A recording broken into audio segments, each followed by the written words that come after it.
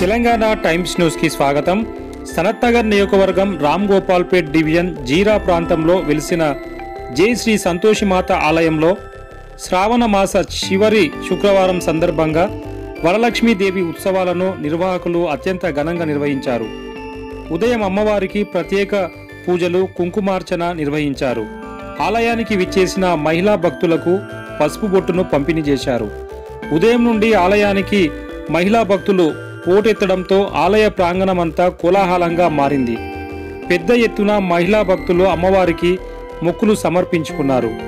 అత్యంత భక్తి శ్రద్ధలతో ఇక్కడ పూజలు నిర్వహించారు. మధ్యాహ్నం పెద్ద ఎత్తున సుమారు 5,000 మంది మహిళా భక్తులకు అన్నదాన కార్యక్రమాన్ని నిర్వాహకులు ఏర్పాటు చేసి అన్న వితరణ చేశారు. ఉదయం నుండి ఆలయానికి విచ్చేసినటువంటి ముఖ్య అతిథులకు ఆలయ నిర్వాహకులు శాలువాలతో సత్కరించి గౌరవించారు.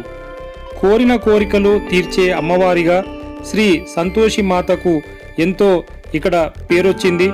కృపా, దయా, కరుణ కటాక్షాలు ప్రతి ఒక్కరిపై మాత చల్లని చూపు ఉండాలని ఆలయ కమిటీ సభ్యులు ప్రత్యేక పూజలు నిర్వహించామని చెప్పుకొచ్చారు.